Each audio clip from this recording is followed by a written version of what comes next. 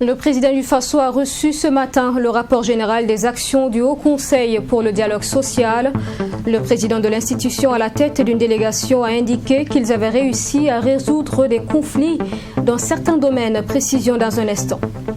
La nouvelle équipe de la CENI, elle, s'est rendue dans les locaux de la Fédération des Églises et Missions évangéliques. Elle est en effet engagée dans une série de rencontres des institutions qui la composent pour recueillir leurs attentes en vue de la réussite de sa mission.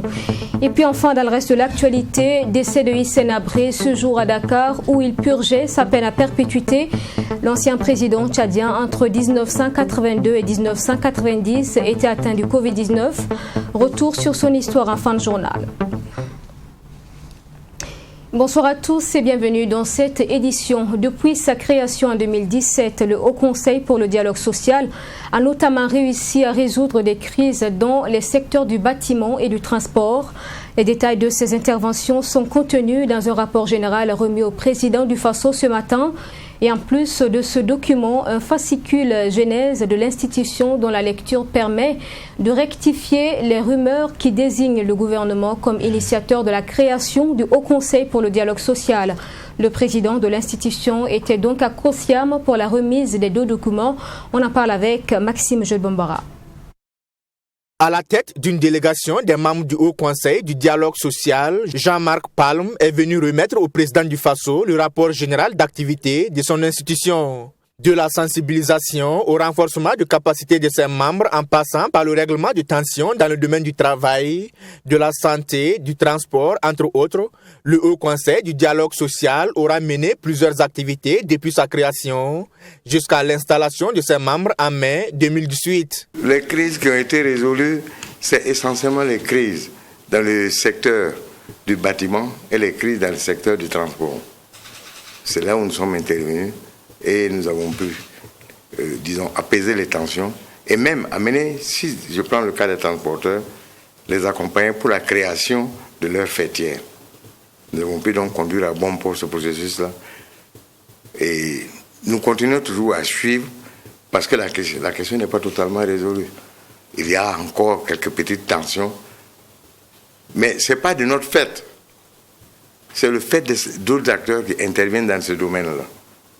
Donc nous continuons toujours à suivre et je pense que la situation est en bonne voie de résolution.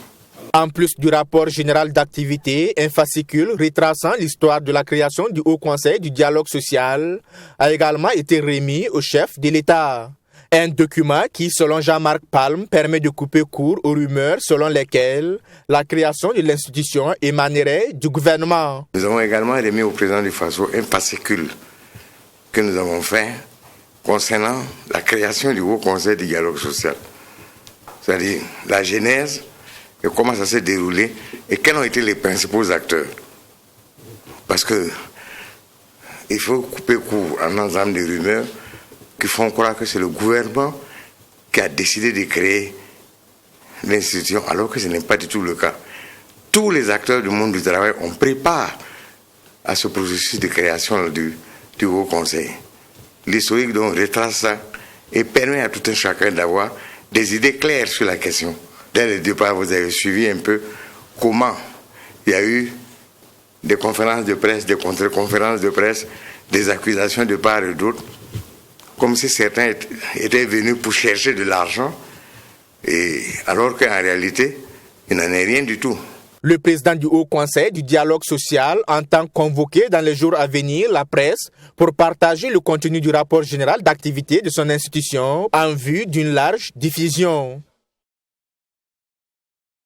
Une autre audience à Kosiam ce matin. Le président du Faso a reçu l'ambassadeur de la Tunisie au Burkina. Mohamed Kaloun termine bientôt en fin août 4 années et demie de mission. Ce diplomate est le tout premier de la Tunisie au Burkina. Il décrit une collaboration dynamique entre les deux pays et fait part d'une ambition de renforcement de la coopération. Mohamed Kaloun est au micro de Maxime Jelbombara. Ma mission essentielle était d'ouvrir une ambassade résidente ici. Et depuis, on a réalisé beaucoup de choses sur le plan bilatéral, soit sur le plan économique, commercial, soit sur le plan d'enseignement supérieur ou de formation professionnelle aussi. Même on a remarqué un dynamisme bien accéléré sur le plan d'échange de visites de hauts responsables des deux pays. On a enregistré surtout la visite du chef du gouvernement, Premier ministre tunisien, ici en 2017, qui a inauguré cette ambassade avec son homologue burkinabé en 2017. Même on a reçu en octobre 2017 une visite officielle du Premier ministre burkinabé à Tunis. On a remarqué un dynamisme sur le plan du secteur privé.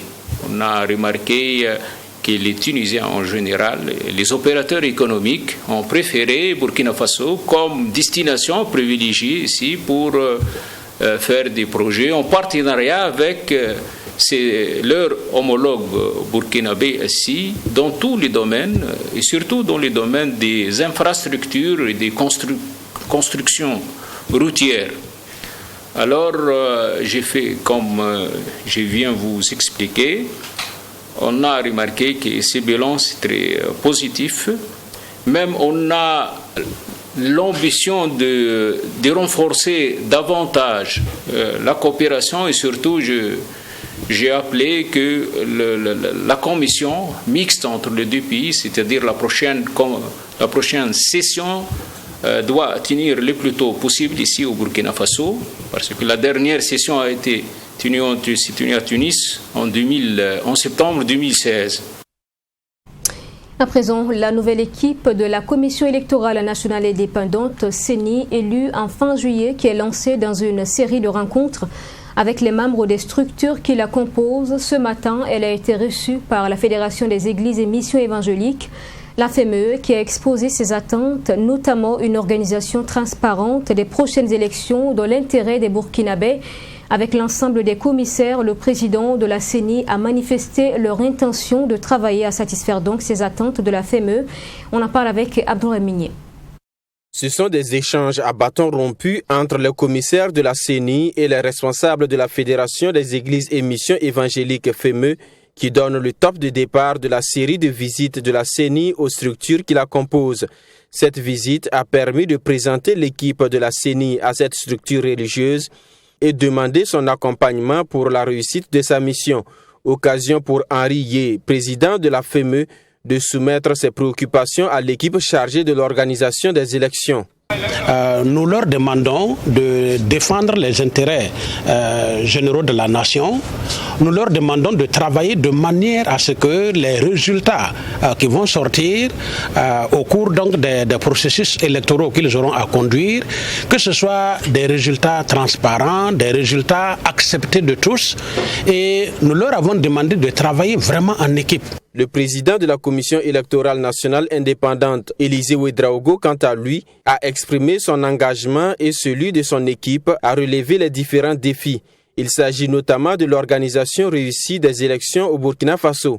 Nous prenons évidemment bonne note et nous, avec l'ensemble des commissaires, nous allons travailler pour que ces attentes-là, dans la mise en œuvre de l'ensemble des activités que nous aurons à dérouler, ils puissent se retrouver dans ce que nous faisons. Ils puissent retrouver leurs attentes dans ce que nous faisons.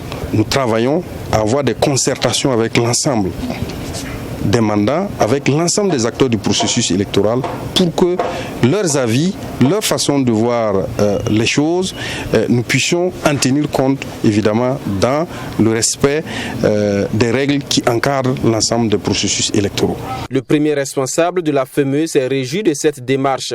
Henri Yé a par ailleurs affirmé la disponibilité de sa structure à accompagner la CENI. Cela à travers des prières et aussi des conseils pour un mandat réussi de cette équipe de la Commission électorale nationale indépendante CENI. Un nouveau parti politique présenté à la presse ce matin, Faso Sidrouo, a exposé ses intentions de lutte.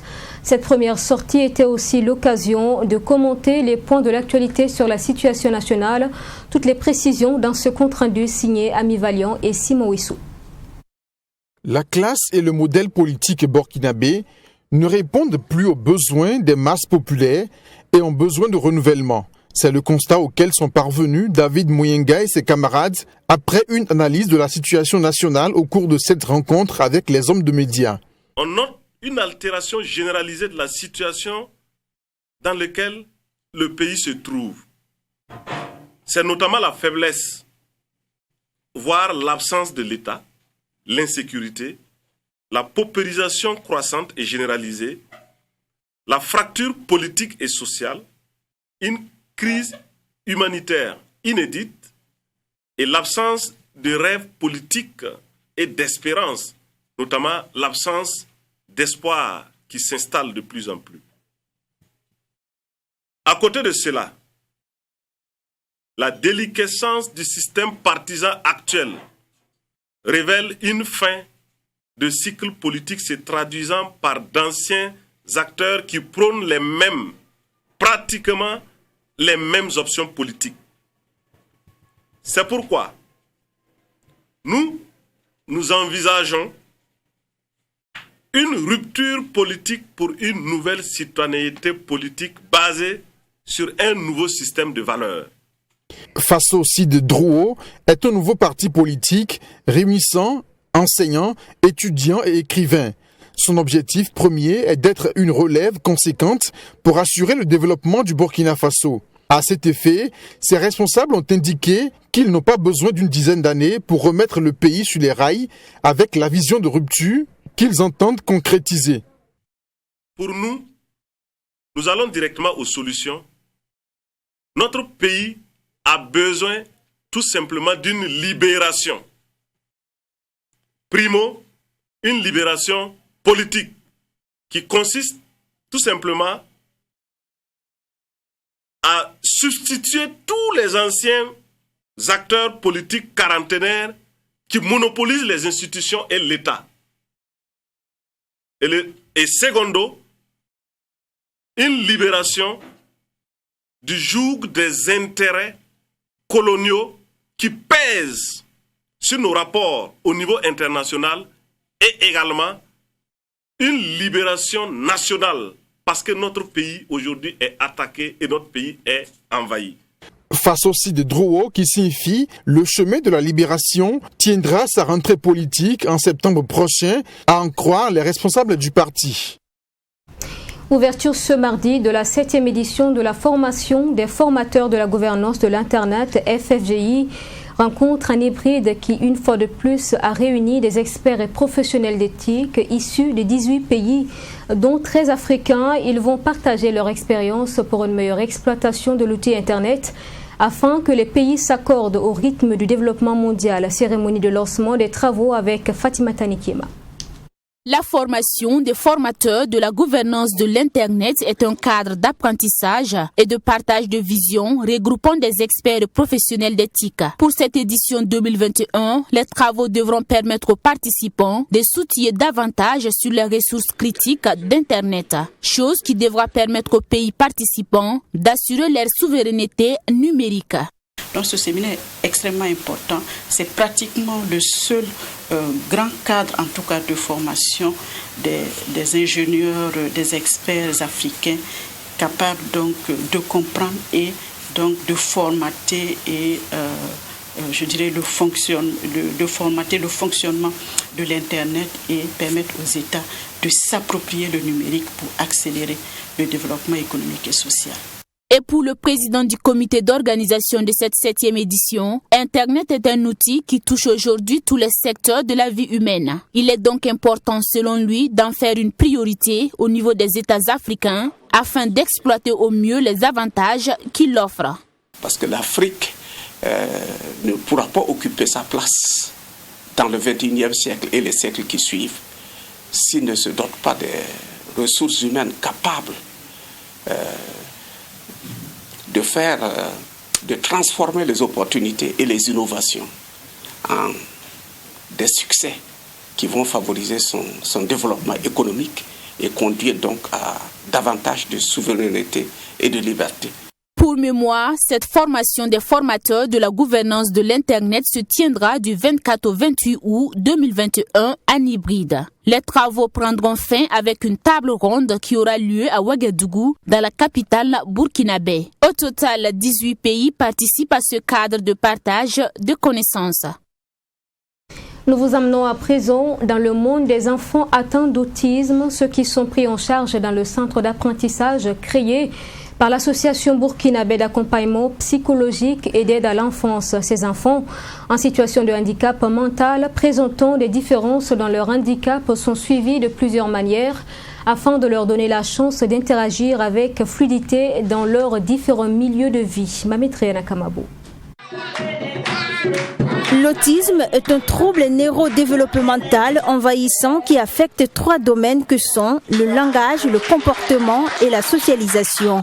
Les troubles sont différents d'une personne à une autre. L'association burkinabé d'accompagnement psychologique et d'aide à l'enfance œuvre dans le domaine de la prise en charge des enfants en situation de handicap mental. Elle a pour cible les enfants dont l'âge est compris entre 2 et 12 ans. Nous, on travaille 11 mois sur 12 et avec un suivi alterné. Vous vous rendrez compte que tout au plus, les enfants dont l'âge est compris entre 6 à 10 ans, ces enfants tout au plus viennent le matin. Et les enfants dont l'âge est compris entre 2 à 3, 4, 5 ans, ils sont dans les écoles au niveau de la maternelle. L'objectif au niveau de la maternelle, c'est de les permettre de pouvoir booster le déficit relationnel et pouvoir interagir avec les autres enfants. Et tous les soirs, ces enfants sont intégrés au niveau du centre pour un suivi complémentaire. Et actuellement, on a tout au plus 20 enfants qui sont respectivement dans le système éducatif classique du CP1 au CM1. Et l'année prochaine, je pense qu'on risque d'avoir 3 candidats pour le CP. Cette association a été créée dans l'objectif de venir en aide aux enfants atteints de l'autisme. Un centre de suivi et de prise en charge psycho-éducatif des enfants en situation de handicap mental a été également créé dans ce sens. Le centre, qui a ouvert ses portes en 2011, accueille chaque année des enfants autistes pour se former. D'abord, la prise en charge, c'est quand l'enfant vient, d'abord il y a les échanges qu'on fait avec les parents, à travers des questionnaires pour voir d'abord l'historique de l'enfant, pour voir réellement les différents problèmes au moment de la grossesse, parce que souvent il faut savoir l'information au moment de la grossesse et à la naissance. Et à un certain moment, on échange avec les parents pour voir d'abord à quel moment ils ont constaté d'abord que l'enfant ne parlait pas. Souvent, il y a des moments que les enfants disent papa, maman à l'âge de 2 ans et après ça, ils ne parlent plus. Il faut savoir en un mot l'historique de l'enfant en fait.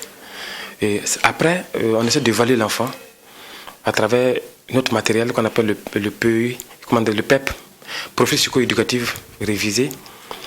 À travers ça, on essaie de voir le profil de l'enfant, les points faibles et les points forts de l'enfant.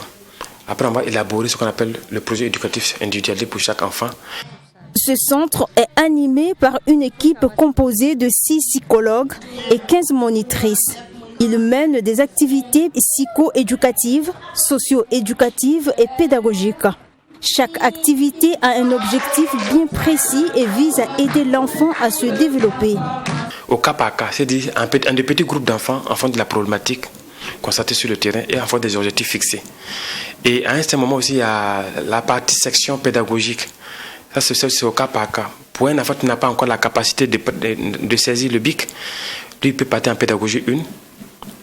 Quand il commence à faire les gribouillages, quand il commence à tout au plus faire les ronds, même de façon semi-autonome, il passe à un autre niveau supérieur, le niveau intermédiaire. Et quand il commence à développer l'autonomie, quand il commence à acquérir la communication, quand il commence à écrire un mot et qu'il commence à lire, il passe au niveau 2. Ces activités permettent aussi le développement cognitif et affectif des enfants en situation de handicap mental. Cela leur permet de mieux interagir avec les autres enfants et dans leur milieu social. Vous vous rendrez compte qu'au fait, ceux qui sont au niveau 2 sont des enfants qui sont capables de pouvoir faire la lecture. Au fait, ils sont autonomes à tous les niveaux, au niveau relationnel, au niveau comportemental aussi. Même si ce n'est pas approprié, ça commence à prendre beaucoup plus forme au niveau du comportement approprié. Et au-delà de ça aussi, il y a des activités qu'on mène au niveau des familles. On fait les visites à domicile. pour pouvoir permettre de voir comment l'enfant s'adapte à la maison, quel est le degré d'implication des parents à la maison. Et on fait aussi des formations au niveau des parents, parce qu'on dit que les parents sont les co-thérapeutes des psychologues. Ils doivent aussi s'impliquer, savoir quelle stratégie éducative il faut mettre en place pour l'enfant à la maison. L'association burkinabé d'accompagnement psychologique et d'aide à l'enfance rencontre des difficultés qui ne leur permettent pas d'atteindre les objectifs visés. Il s'agit notamment du manque de moyens financiers, de l'insuffisance de matériel ainsi que de leur cadre restreint. Et pour refermer ce journal, je vous en parlais en titre. Hissène Habré, l'ancien président tchadien, est décédé aujourd'hui à Dakar où il purgeait sa peine à perpétuité. Il était accusé de la mort de 40 000 personnes. L'ancien président tchadien, entre 1982 et 1990, est mort du Covid-19. Il avait 79 ans. Retour sur son histoire dans un commentaire de Geoffroy Var. Hissène Habré, président du Tchad de 1982 à 1990, est décédé ce mardi 24 août à Dakar, où il purgeait sa peine de prison à perpétuité. L'homme, qui était âgé de 79 ans, avait été hospitalisé fin août après avoir contracté le Covid-19. À la suite d'une demande de son avocat qui craignait des risques pour sa santé en raison de la pandémie de Covid-19 et de son âge avancé, Hissène Habré avait été placé le 7 avril 2020 en résidence surveillée pour 60 jours. Le 7 juin 2020, il retourne en prison. Ironie du sort, la réalité aura en définitive eu raison des craintes formulées. L'homme aura été l'un des acteurs des turpitudes par lesquelles le Tchad est passé. Hissène Habré, intelligent à la faveur des indépendances en 1960 et la politique d'africanisation des postes administratifs, sera nommé sous-préfet de Moussoro par le président Tombal Baye. Après de longues études en France, il rentre au pays en 1972 et rejoint le Frolina, puis fonde les Forces armées nationales du Tchad. Son mouvement est réputé pour l'enlèvement d'Occidentaux, dont le plus marquant, celui du commandant français Galopin, torturé puis exécuté. Hissène Habré est nommé au poste de Premier ministre le 29 août 1978 par le président d'alors, le général Félix Maloum. Son mandat prend fin avec la guerre qu'il a lui-même déclenchée. Le 7 juin 1982, il renverse Goukouni Ouédéhi pour occuper le poste de président de la République. Goukouni Ouédéhi se retire dans le nord du Tchad. Habré supprime le poste de Premier ministre et fait exécuter plusieurs opposants politiques. Il crée une police politique, la direction de la documentation et de la sécurité DDS, responsable de milliers d'enlèvements et d'assassinats politiques. L'occupation libyenne reste une épine à son pied. Une épine qu'il ôtera avec l'aide de la France et des États-Unis en mars 1987. Considérant que son régime est soutenu par les États-Unis, Habré se détourne de la France. Le général Idriss Déby le renverse alors le 1er décembre 1990. Hissène Habré trouve refuge au Sénégal. Il est soupçonné d'être responsable de la mort de près de 40 000 personnes.